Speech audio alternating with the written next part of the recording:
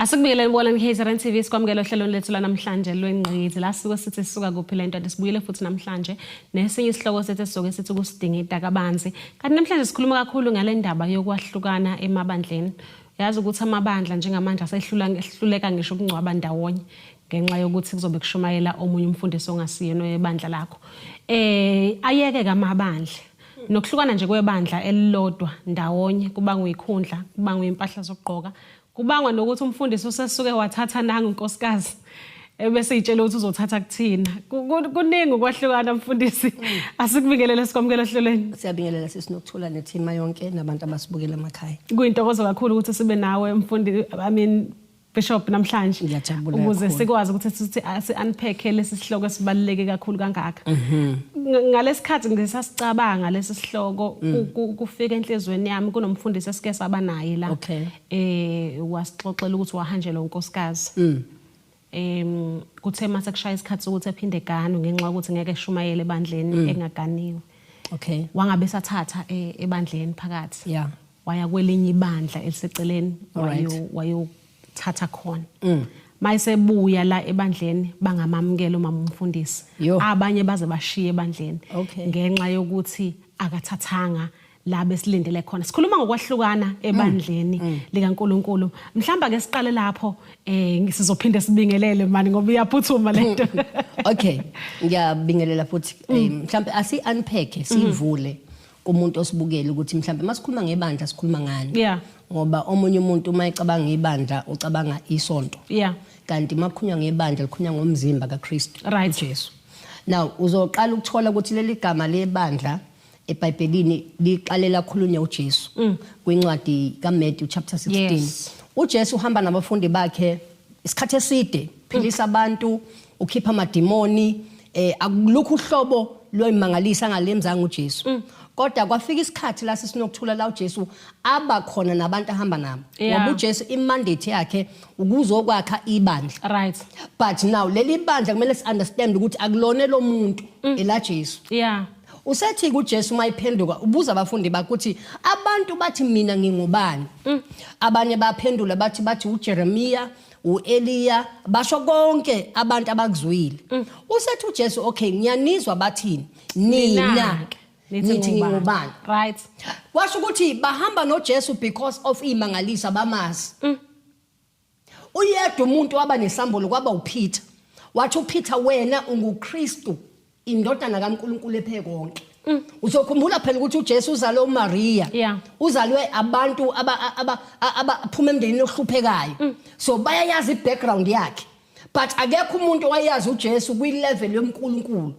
bebemazi kwi-level yokuba indodana yomuntu so yamthusa ke lento uJesu ukuthi hayibo kanti kunomuntu engihamba naye kodwa onamehlo akamoya okubona ukuthi nanoma ngizalwa uMaria kodwa indodana kaNkulunkulu bese amagama amnandi wakhulumayo uthi Peter nami ngiyakutshela ukuthi namhlanje unguPeter leli gama lithi Peter lisho ukuthi a piece of a rock ipiece yedwala na uzokhumbula ukuthi uJesu ulidwala leminyaka uthi kuJesu Peter nami ngiyakutshela ukuthi unguPeter usethi ke phekwa leli dwala khomba yena ngizolakha ibandla lami now uma ekhuluma ngebandla lakhe akakhulumi ngesonto ukhuluma ngabantu ngoba leli gama lithi church ngokwesiGreek lisho ukuthi ecclesia abantu ababiziwe abantu abakhethiwe ingakho lithi iBhayibheli uma bebabili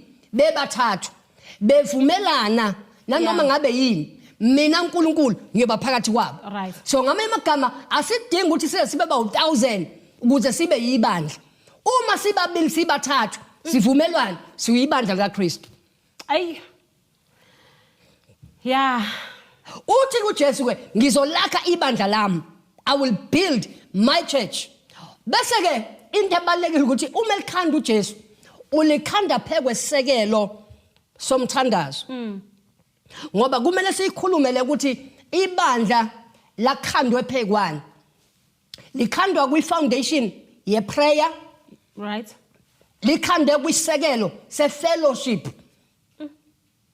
i-fellowship ukuhlanganyela of which yona nto njengamanje esilimele ebandleni laNkulunkulu asingenelani kodwa sisonda ndawonye kodwa sibiza igama la Jesu sonke but we don't kunomuntu othi mina ngiyukuthi angeni kuleli yasonto yini indaba kulimala into ekuthiwa yini ifellowship eninto uJesu akha kuyibandla ilento ekuthiwa idoctrine imfundiso iyona nto ke eyingozi kakhulu ebandleni likaNkulunkulu esidivide sangazwana ngoba imfundiso yamabandla awafani nakho ke la ifikile imali khona ke mfundisi yabona mawusuthi imfundiso yamabandla ayifani yes ila sesihlukana khona because sifuna ukukhuluma indaba yokwahlukana now uma imfundiso engasafani vele sekunzima ukuthi ngiyolalela enye imfundiso kwenye indawo now angafuna nje ukukhuluma ngalokho okunye ngisafuna ukukhuluma nje ngebandla nje ngqo ngizolibona kanjani ibandla kuyilona engalalela kule imfundiso zakhona because siyazi and kuyiqiniso and angifuni sikuzibe ukuthi sekukhona amabandla angemabandla angombombayi amiswe usathane ukuthi kuumbuso kaNkulunkulu now angikwazi ukuthi ngenxa yokuthi angifuni ukwahlukana ngiyithole sengimdiba umunye nabantu abathuka uNkulunkulu ngenxa yokuthi ngikhuluma indaba yefellowship ngiyayithanda lento oyibuzayo uJesu wenza na into esimple lithi iBhayibheli wathi mayibabiza abafundi bakhe wayesebapha izipho wathi wena ngumpostoli akuwona ama title izipho njengoba manje lamagama athathwa njengama title it's wrong it's a gift sokuba umpostoli isipho sokufunctiona in the apostolic ngamanye amagama uma umpostoli uyakwazi ukungena kuzo zonke lezi zipho lezi wapha abanye abaprofeti abavangeli othisha kanjalo bese lithi iBhayibheli wayibaphelani lezi zipho so that ibandla can come into the unity of the faith ukuze sifike kubunye ekholweni we must come into unity of the faith ngamanye amagama ukukholwa kwethu kumele kube kuyinto eyodwa uJesu ngicela ukuyiphinda futhi our faith ukukholwa kwethu akube kuJesu kumele kube kuyinto eyodwa okuJesu manje kwaqala sakhola kwenye into sesigejile iprinciple yebandla ngoba our unity our faith ukukholwa kwethu kumele sonke masikholwa sikholwe kwinto eyodwa ukuthi uJesu is the son of God nansi ke la ifike iphinde ishayisana khona ke mfundisi uthe mfundisi thina sinenkinga yokuthi singamabandla singenelana ngakufakazela nami ngathi even kweminye imingcwabo abanye abangeni ngenxa yokuthi kunebandla lithize elizobe lishumayela lapho so akafuni ukuyiassociate naleyo nto leyo angifuni ukubiza abandla lamuntu but khona amabandla angasakholelwa kuJesu that's right imiso zawo engasiwona uJesu now mawukhuluma iunity ubale wonke umuntu lana ke senza kanjani siphuma kanjani ke la ngiyayithanda leyo ibuzayo you see sisinokuthula inkinga enkulu ibandla laNkulunkulu enayo hayi ngoba ibandla laNkulunkulu lingafuni ukuzwana izinto esikholelwa kuzo ayifani kuzoba nzima ukuthi mina ngikholwa kuJesu bese ngizothatha umuntu ongakholelwa kuJesu ngizomletha phambi kwabantu bakaNkulunkulu because isekelo sokukholwa kumele kube uJesu uma sekuvele into bayalimala laba bantu uzokhumbula iBhayibheli lithini lithi impumputhe ihola ezinye impumputhe ngama amagama uma umholi ebheda kusho ebheke esihogweni ibandla lonke lihamba naye so into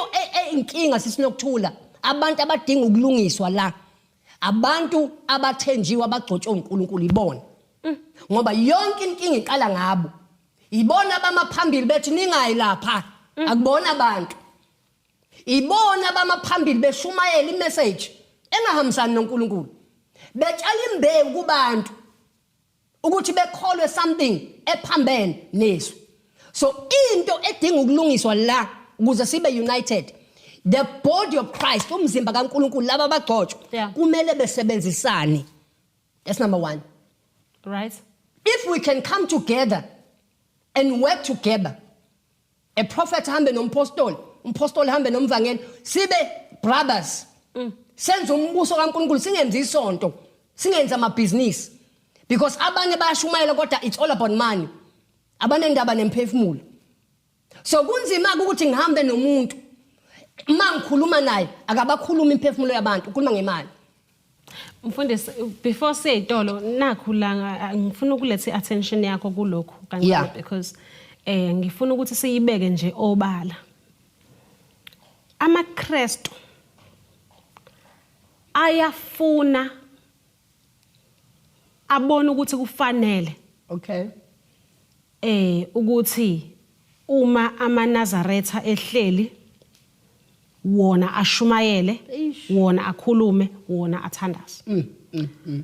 Kodwa futhi amaKristu abona kungafanele ukuthi wona ahlale. Uma amaNazaretha eshumayela noma ethandaza noma efundisa. Angithi sikhuluma ngeunity la. Yini eyenza ukuthi amaKristu efuna iunity iqhamuke ngakubo kuphela uma kuamanye amabandla aqhamuka neunity kube ngathi akukho right noma akuhambisani nabo, but ngicela ukuthi siwuphendule masibuye itolo. Okay. Bona KZN TV seyitolo siyabuya.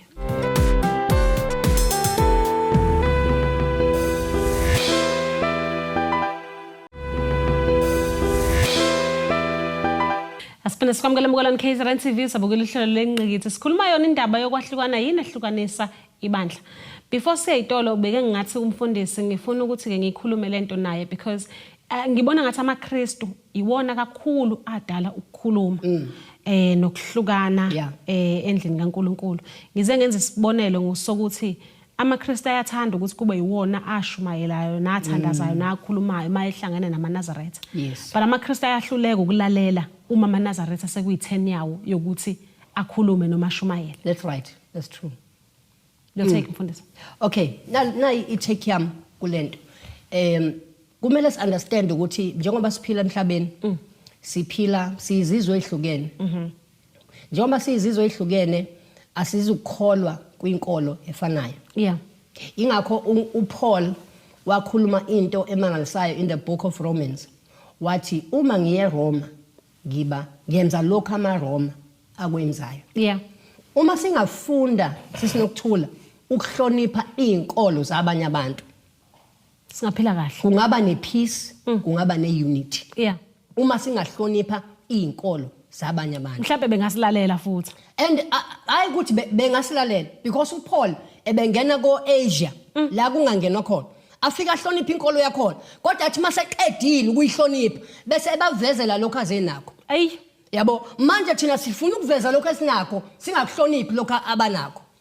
Sure. So into beginning yokuthi sibe one, we must respect religion yezinye izizwe. Ngoba uzomzuza kanjani umuntu usamcriticize? Uthi uJesu bazosindiswa kanjani bengashunyayiswanga? But asikwazi ukuba approacha ngengqondo yokuthi bayabheda. Ngoba ivangeli kulona lokujaja. Number 1, the gospel la uNkulunkulu indaba ezimnandi. So when we come, we must come sibalethele indaba ezimnandi. Uzomkhumbula uJesu ehlangana nowesifazane eSamaria, lo wayidayisa ngomzini. Lithi iBhayibheli uJesu ufika kuye uthi ngicela ungipha amanzi. Uthi lo mama uyazi ukuthi umJuda nomSamaria abadlelani. Uthi uJesu no, ukube bewazi ukuthi uba lo ophambi kwakho ubuzonginika amanzi.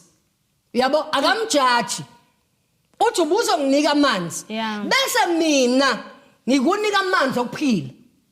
So automatically lo mama usayibuza ukuthi hayibo ukhuluma ngamapha amanzi.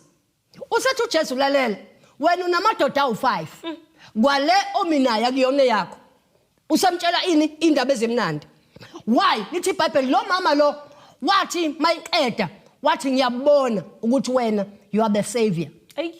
Lithi iBhayibheli kusukela lapho wathi mayiphuma lo mama wahamba wamemezela ukuthi ngimtholile ongitshele konke akangijajanga akashonga ukuthi ngingonile akashonga ukuthi ngengene ezulwini njengoba enye into esibheda ngayo sitshela abantu ukuthi ngeke bengene ezulwini ngathi izulu lethu.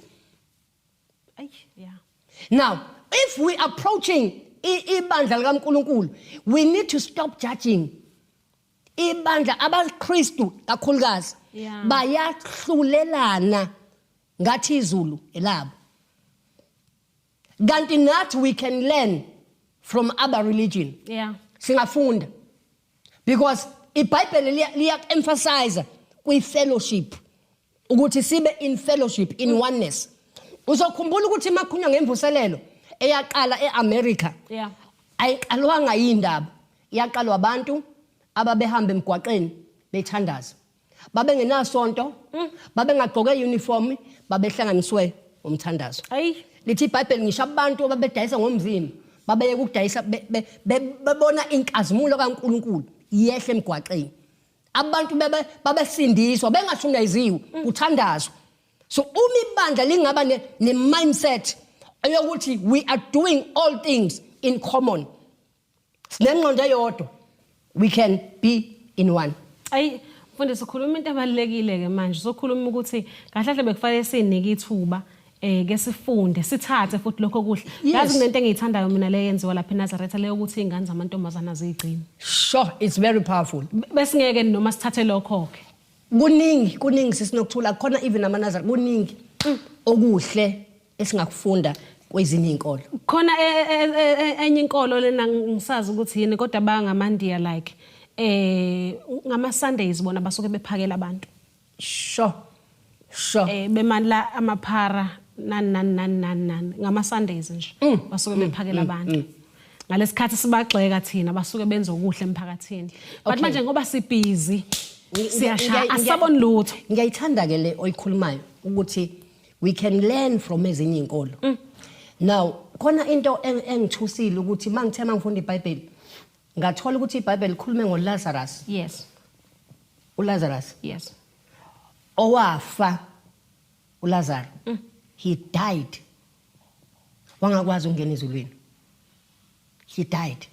Wangakwazi ukungena ezulwini. And then I discovered as well ukuthi kunabantu abangekho righteous, abangekho ngcwele, abangasindisiwe kodwa bayongena ezulwini.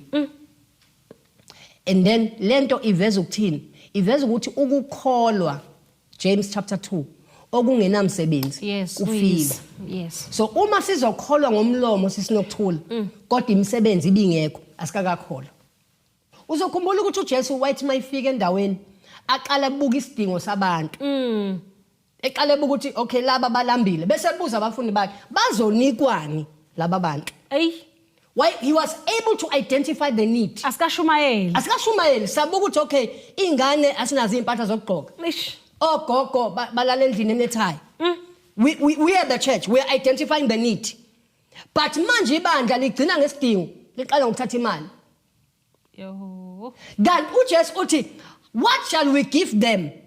Uma sebedlile usethi uJesu ke asibashumayezeni sebesuthi. Lithi iBhayibheli badla bonke banela.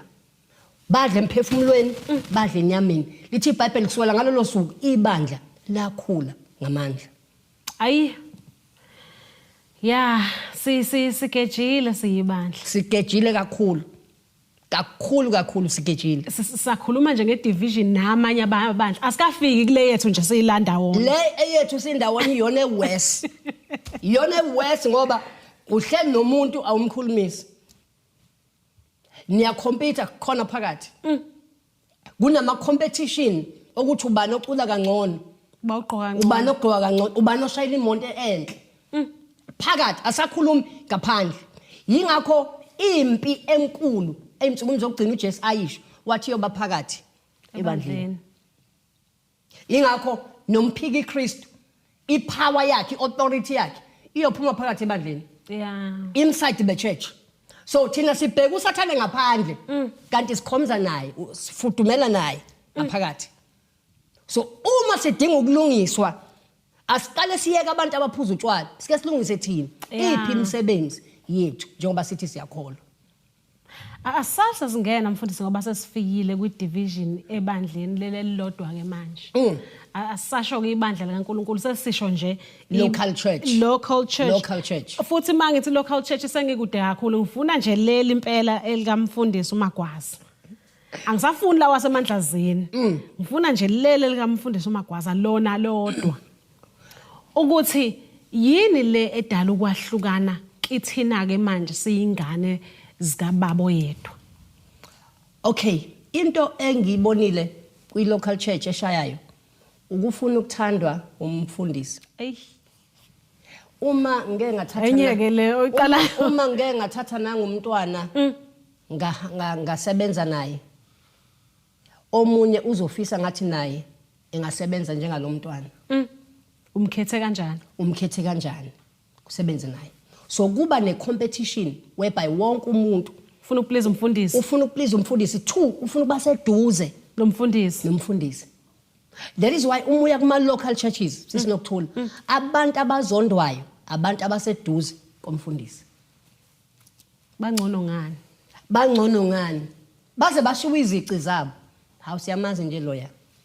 Why? Because nabo they want to be close to the anointing. The anointing ihlupha ngento eyodwa ke because it can break you or make you. Number 2, kumele futhi be understand akuwona wonke umuntu ogcotshelwe ukuthi ahambe nomfundisi. Yeah. Khona nje ogcotshelwe ukusula izitulo nje kuphele lapho. Khona ogcotshelwe ukucula, khona ogcotshelwe whatever. But impe enkulu esiba nayo emandleni ukuthi wonke umuntu ufuna ukuthandwa umholi. Izingene ngisho emnikelweni. Kunikelwe because umuntu ufuna ukuvela ukuthi ubaba ngithanda. Asedolo. Bolani KZN TV, hle nami umfundisi namhlanje sikhuluma yona indaba. Asifuna sikwamukela Bolani KZN TV sabukela ihlelo lenqikithi hle nami umfundisi namhlanje uMagwaza kuyena esikhuluma naye. Sikhuluma yona indaba yokwahlukana ebandleni. Sesiqedile nje ukukhuluma ngamabandla amanye aseceleni. Sesikhuluma ngaleli bandla wena osonta kulona ukuthi yini yenza ukuthi ningazwani umzalo ubaba oyedwa. Sure. Yini yenza ukuthi ningazwani nisubmitha ngaphansi kwegcobolo. Kodwa yazi mfundisi sengiyabuka nje ukuthi while ngisayimention lento ukuthi mhlambe nokuthi angithi uyayibona ukuthi ekhaya nje ningodade wenu kuye kube khona uxabana. Mhlambe into ekufanele singayinaka ngazi. Uxabana kuyohlezi kukhona. Yeah. But if singafunda kwi-system kaNkuluNkulu because abazalwane abafuna ukufunda kwi-system ekhanda uNkulunkulu. Right. Uzo discover ukuthi in the Old Testament ibandla lingakabi bikho. Bekunento ekuthiwa umphongolo wezivumelwano. Right. The Ark of the Covenant. Yes. Ebi representa ubukhona baNkulunkulu.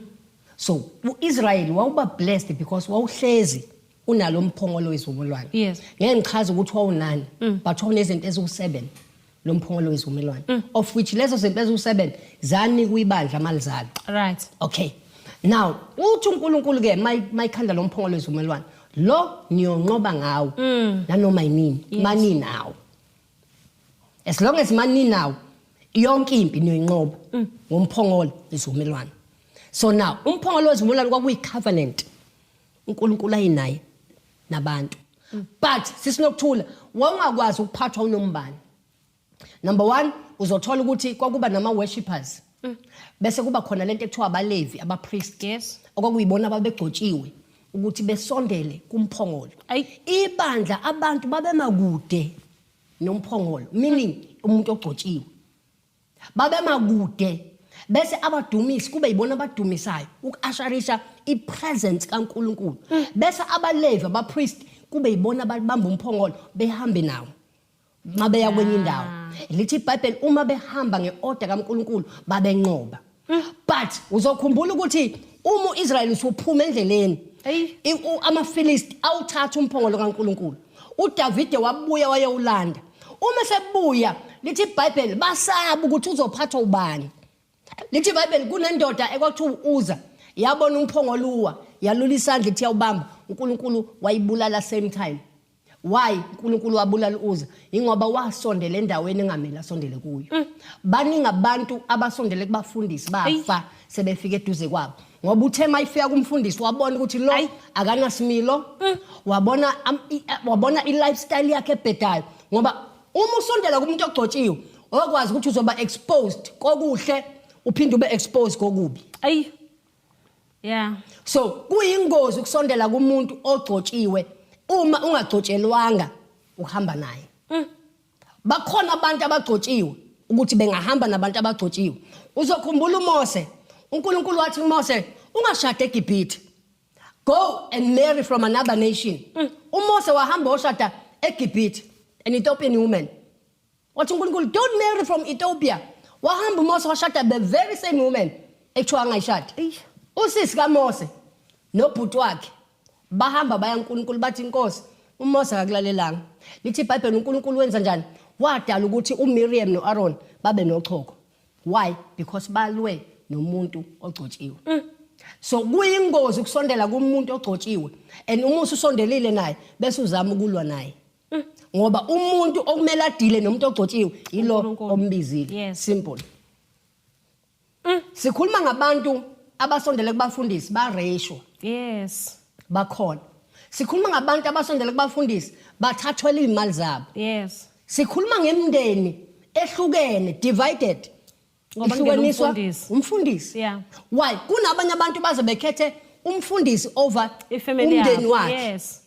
So it's a problem yokuthi uma sikholwa asingakholwa umfundisi. Asingakholwa umfundisi. Njengoba sekushunyayela ukuthi manje kumele manje ukholwe umfundisi. No. Asikholwa umfundisi ngoba akalona isango lokungena ezulwini. Siyamhlonipha, siyamonarisha but asimworshipi. Yeah. Asimkhonzi.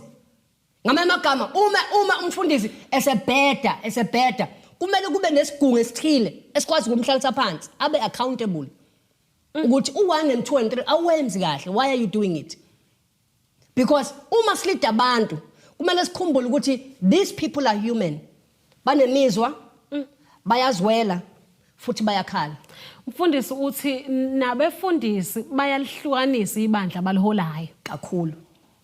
Balidivide abona ngaphakathi. Ayi. Kodwa nale ikhundla ke ongazi ukuthi zayibekelwani ke emfundisi. Yabona ke leyo yona eWest.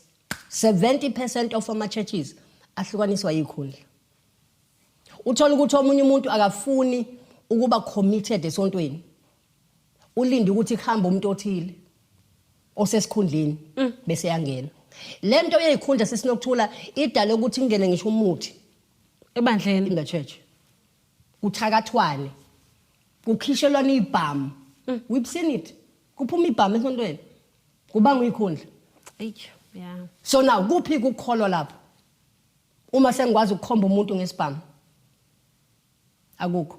Ayi, angazi ukuthi mhlambe noma sizoyikhuluma ekugcineni ukuthi sizolihlanganisa kanjani ibandla ngoba sengiyabona ezinkulumeni zakho into ositshela yona ukuthi sisuke salithatha ibandla salenze likamfundisi kanti akuselona likamfundisi. Yes. Kanti umfundisi naye uyakwazi ukulihlukanisa ibandla njengoba sikhala ngokuthi yini edala division emabandleni. That's right. Ayi inzima mbona KZN TV uma sizoyibheka kanjena inzima because abanye abantu amabandla adaleke ngenxa ye division. Vele adala most yawo aba created seqatshweni. Uthola ukuthi sekuphuma sekuzalwa ibandla libhitha. Kwangisho intshumayelo zakhona zikhuluma ngaleli yabandla. So uyabona ukuthi upoison already ukhula vele uspread vele. Because laba abantu abaphumela baphuma beno poison omubi. Bayohlukana naphambili. Naphambili futhi bayohlukana ngoba ngeke ime vele lonto. It will not last. It's a matter of time. Yeah. But angazi ukuthi sizoyisolve kanjani le division ebandleni because ihamba kakhulu uma uthinta impahla iyathinteka. Thinta ama uniform ebandla iyathinteka le ndaba ye division ukuthi uthinta imoto ebandleni iyathinteka. Uthinta umnikelo iyathinteka. So ayikho kahle kahle into othi uma uyithinta la ngaphakathi ebandleni ingayidala division.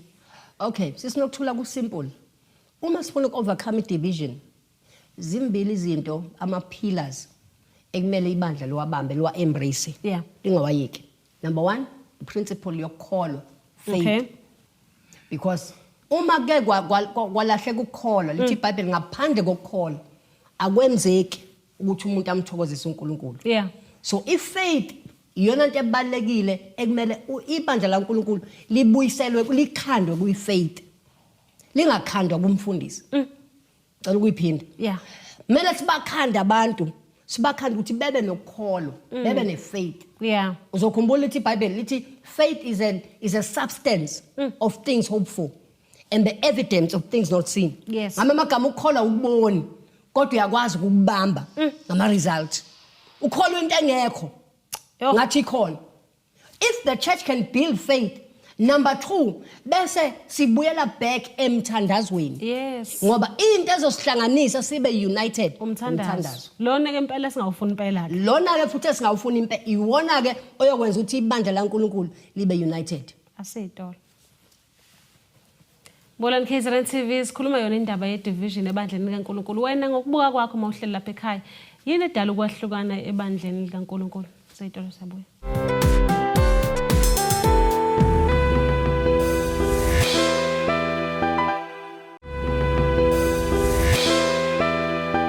Asiphinde sikwamukele Mbolani KZN TV sabukela ihlelo lenqekethe. Sikhuluma naye umfundisi namhlanje uMagwaza, sikhuluma yona indaba yebandla. Yini ehlukanisa ibandla? Bayangitshela kabanye ukuthi no mama umfundisi bahlukanisa ibandla. Kakhulu. Bahlukanisa ibandla in a mighty way. Ngeke ngabona into ehlukanisa ibandla kakhulu is when uzobeka abantu benze bebe bakhulu kunabanye. Kanti iqiniso lithi njengoba uNkulunkulu adala lezi iphiwe ezo5 abaphostoli abaprofeti. Yeah. Kulezi iphiwe akekho omkhulu kunomunye. But into ehlukile umusa obekwe kuba ufana. Yeah. Ngamagama imisebenzi abayenzayo is not the same. Njengoba mina ngumprofeti ngisho ngithanda ngifisa angikwazi ukuba umvangeli. Ngobani anginikwanga lo musa okufangela. Yeah. So mina kumele ngihloniphe umusa womvangeli. Kumele ngihloniphe umusa womfundisi. Ngoba uyena onaka abazalwane, uyena onaka ibandla, uyena wazi wonke umuntu ngamagama nemndeni yakho umfundisi. Wena wazi la kushonwe khona. So it's important for the church ukuthi ama operation ayiphiwo sihloniphane eziphiweni zethu masifuna ukuthi sibe one, sibe united. Because uma wonke umuntu azi ukuthi mina ngigudi la, ngihlala la, there won't be any division. Akekho ozolwa nomunye. Yeah. Ngoba uyazazi ukuthi akangeni lapho. But mina ngigudi la. That's it. Ay. Kuyinkinga ke lokho because sikhuluma kwi leadership. Leyo division uyibuka kwi leadership. How much more kubantu enisuke nibahola? Makuukuthi even leadership ayika understand ukuthi fanele lihloniphane kanjani khona lapho phezulu. Okay, kusimple. Ukuze ama leaders akho abe built ku unity. Wonke umuntu needs to understand umbono. Because a church without a vision. Yeah. Ibandla elingena foundation. Ngamagama umuntu ongenayo kumele kwazi ukubona umbono wala ekhaya. Yes. Ukuthi njengoba sakha what are we achieving? We have a vision, we have a mission. Yes. So into ebuyidale ukuthi abantu belwe is when bengekho connected to the vision of the house.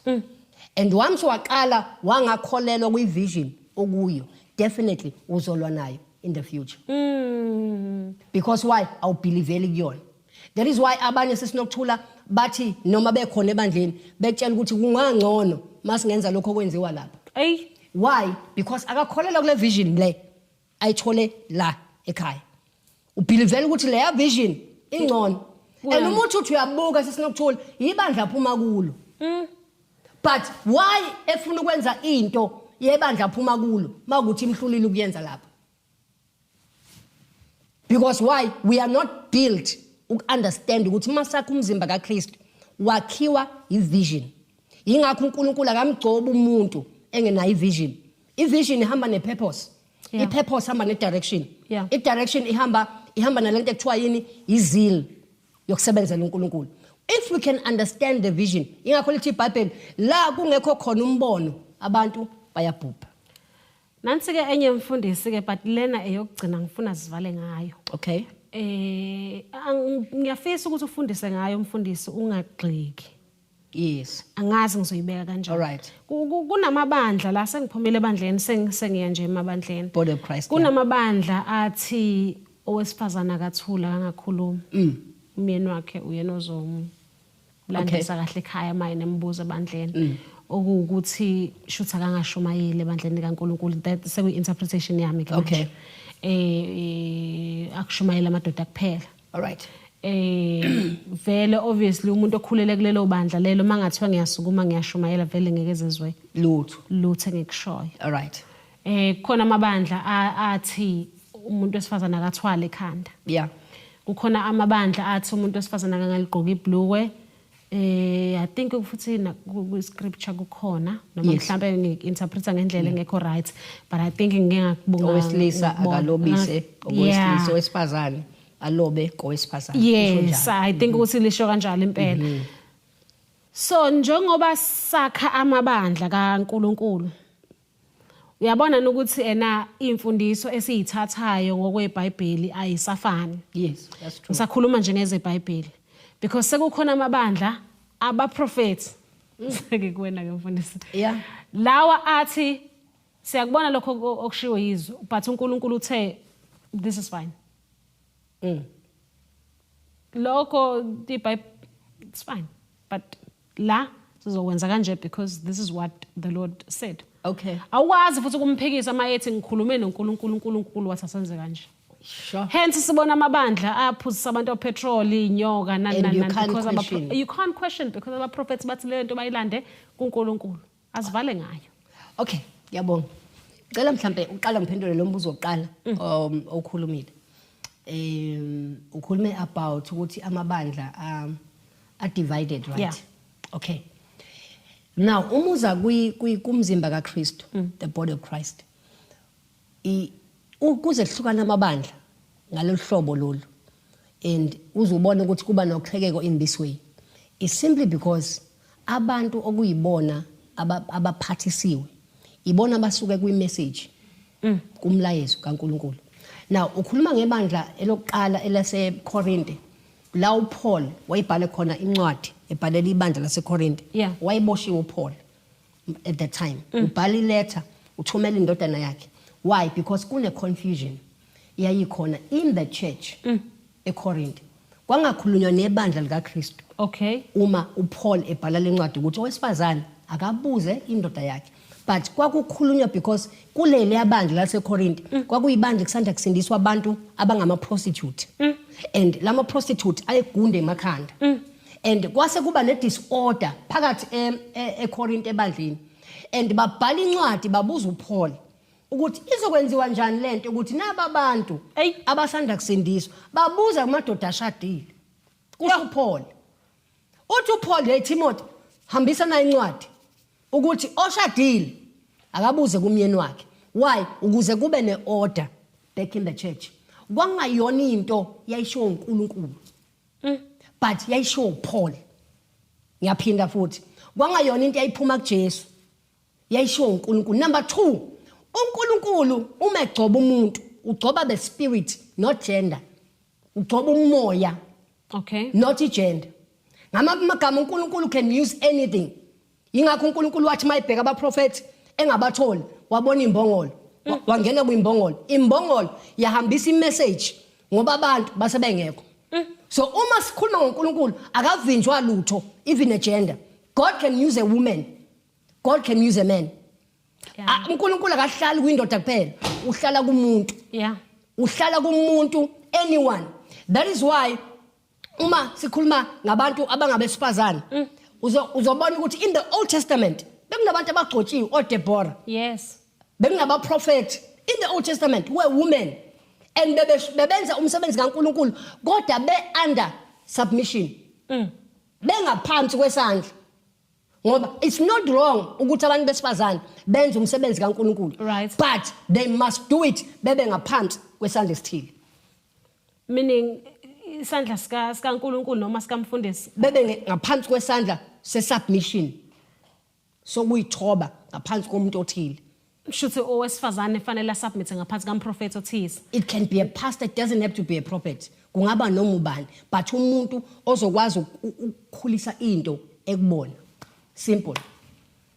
But uma siziwa kumuntu wesifazane, anyone uNkulunkulu ubiza noma ubani.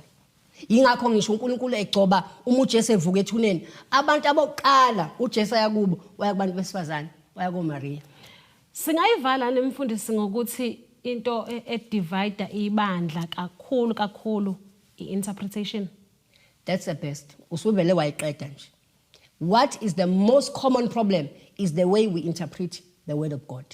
Because omunye ul-interpreta ngendlela yakhe engenayo knowledge bese ezofundisa ibandla. Sesizohamba ngebelief yomuntu ona interpretation wrong, and i-doctrine ihlupha lana ke. U-Israel is the reason why abantu ba-Israel bathatha iminyaka eminingi ukuthi bephume eGibhithe, it was because of i-doctrine kaFaro. Yayimzima ukuthi bedelete into abafundiswe yona ukuthi ngeke niphile ngaphandle kwami.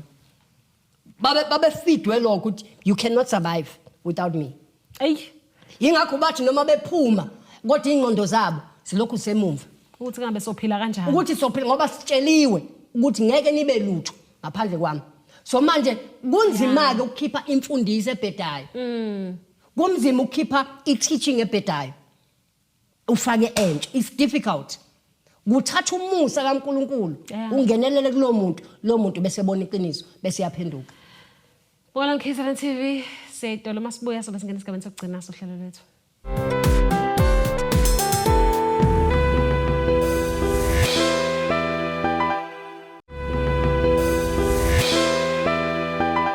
Asifuna sikwamukela umbukalani KZN TV sabukela uhlelo lenqekithi njengamanje fanele sidedele umprofeti ukuthi akhululeka ebandleni nathi sikwazi ukuthi siqhubeke nezinhlelo ze1 KZN TV, but ake siyivale ngendlela efanele umprofeti. Amen. Nawo amazamo okugcina. uJohn chapter 17 verse number 8. uJesu uma sezohamba ezobethelo ukhuluma amagama abuhlungu kubafundi bakhe.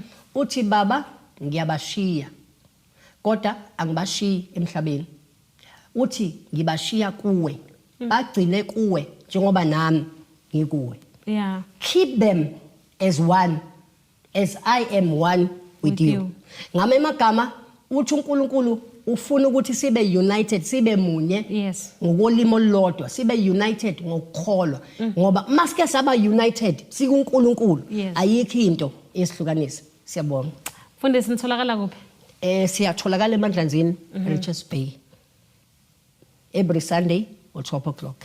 Ilona kuphela ibandla enisani nalo. Okwamanje ilona kuphela isi. Okay. Siphi inombolo zocinga umfundisi noma mhlawumbe singaxhumana kanjani nani? Facebook, Twitter, ama-accounts? Siyatholakala ku-Facebook, iNew Life Global, naku-TikTok, iNew Life Global. Inamba yocingo 067 031 3802. Cela siphendule mfundisi. Esibili ithi 064 812 5535.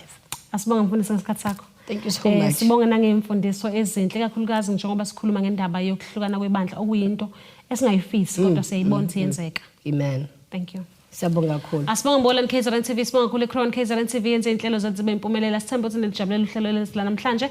Mina nawe ke sibonana ngokuzayo siyanthanda.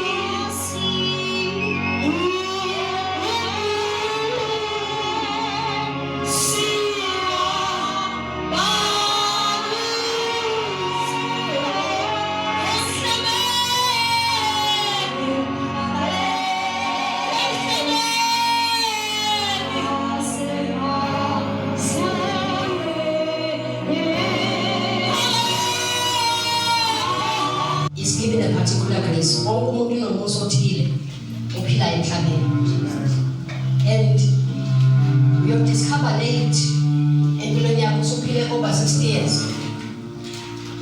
Ubone inkinga obhekene nazo ukuthi ukube wathola umuntu onomusa wentethile ngaba awungenanga kulokudinga. Kunabantu nje abanomusa womshado, banomusa baphiwe umusa emshadweni. Kunabantu abanomusa we-healing, mathiwa uletha umuntu ogulayo mathiwa unahloboni lwesifo, make wabebisana lo muntu yaphila. Now allow me to tell you something, because akekho umuntu ohlelayo ongenamusa wentethile. Kuyenzeka-ke ukuthi uphile kodwa ungawazi umusa onikwe wona. Like indoda kaNkulunkulu, when I met him, weze enkonzweni umuntu ofuna umsebenzi, wathi uNkulunkulu tell him he is a pastor. Why? Ebephile engakazi ukuthi kunomusa wokuba umfundisi kuye. Kunomuntu right now othi mayivuka ekuseni athi ngiyahlupheka, anginamali. It's only because of one reason asho njalo. Identify i-grace ebekwe phezu kwempilo yakhe. Njalo abantu abaphila bengawu-understand umusa kubo, wafuna ukudatshukelwa njalo. I am here to tell you today, everyone sitting under my voice, kunento awumusa bekuNkulunkulu wenu. Kunento enelizithathwe, ngisho bangathiwa bakufaka emgodini, let them to grace. Somebody shout grace. Let uNkulunkulu akupha yona umusa ngelithathwe umuntu.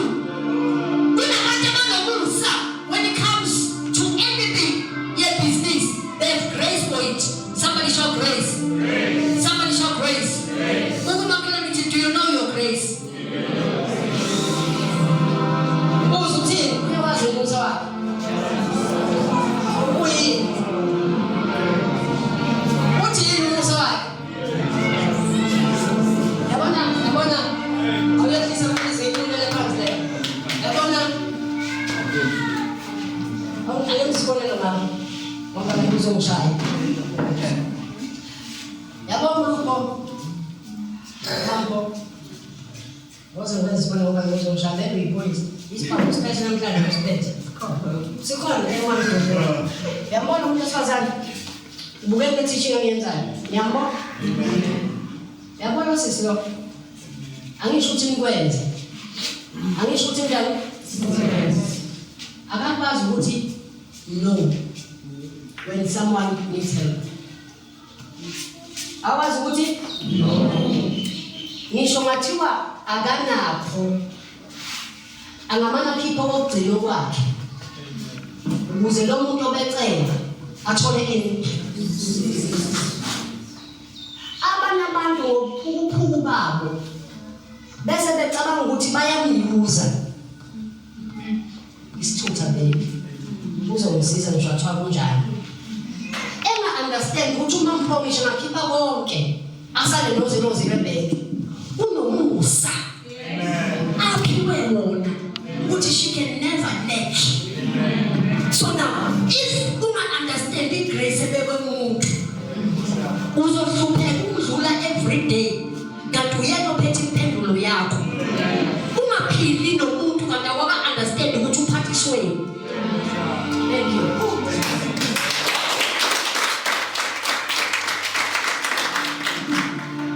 Somebody shout praise.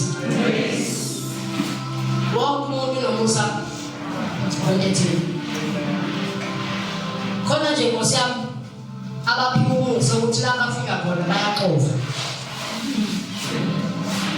Uyazi yabo nje makufike yena uyazi senzoba nomsindo. Ufike ekhaya wena wabona ugogo unomusa wokuxova. Umbazi nabantu abanomusa wokuxova. Awusona. Una kokhele kodipa. uJesu wayebazi bonke abafundi bakhe ukuthi lo nomusa wakhe ingakho bayakujudaza wathi wena unomusa okungibulala kodwa nanoma ufuna ukungibulala lapha athi ikhwama thatha ikhwama zami lalela ngiyawazi umusa wakho ufuna ukungibulala kodwa ungeke ngizokuthini. Sometimes ngihamba nabantu bithi wathi mina kodwa ngibalahli ngabagcina yazi ubona ngisho umusa umuntu omthakathi kuze bakho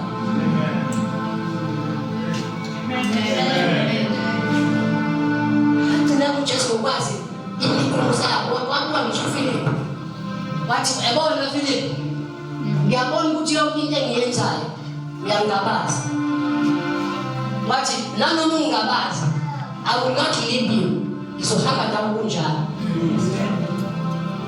learn to understand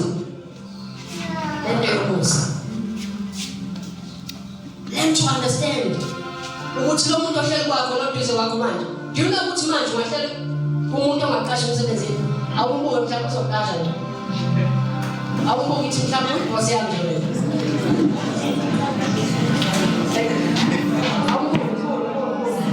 ukusisa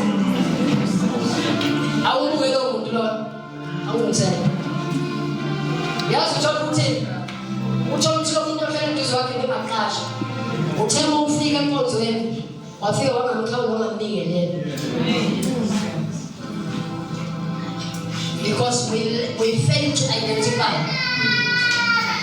what grace has been given to a person.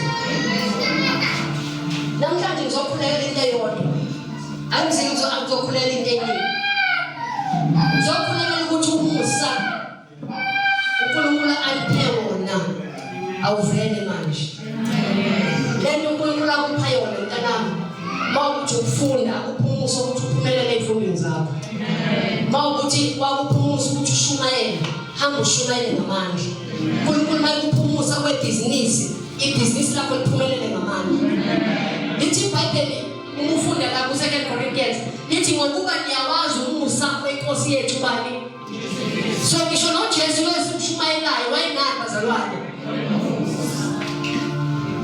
no awukwazi ukukhonza uJesu onomusa bese wena ungabi nawo umusa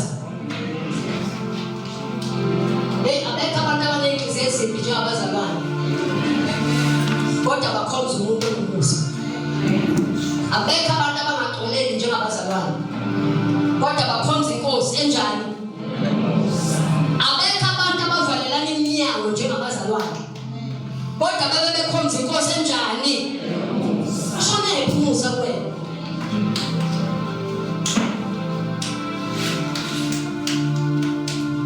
we are living a life where we have forgotten ukuthi we are led by a man that has grace.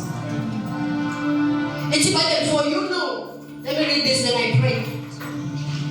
The grace of our Lord Jesus Christ, that though he was rich, he was made poor for us, that through his poverty we might become rich. That through his poverty we might become what? Rich. That through his poverty we might become what? Rich. This is a grace open to Jesus. Awukwazi ukukhomza uJesu uphinde uhlupheke. Ebazalwane ngimelele nokuhlupheka kulona yabo ungizwe kahle angifuni ukuhlupheka bese. Namhlanje any demon of poverty ngimelele nawe egama laJesu. Akekho umuntu okhomza uJesu ngokwethembeka ahlupheke. Into engakwenza uhlupheke ingoba understand the grace ekulo muntu okukhonzayo. You can't worship God ophethe isiliva negolide ukhuleke uhlupheke. Awukwazi ukukhonza uNkulunkulu onamandla okuphilisa izifo zakho kodwa uqhubeke ugule. Kusho ukuthi kunomusa ongawu-understand ukuthi uphathisweni. The moment waqala u-understand umusa obekwe uJesu ukuthi number 1 uJesu ithuna walinqoba ayikho into eyithuna engaphindi melana nathi ngoba le nkosi esikhonzayo inomusa wonqoba ithuna. Understand the grace of the Lord. uJesu wathi mayibuya ethuneni bamgubela wayengasahambi la bambone sehamba phezu kwamanzi kanje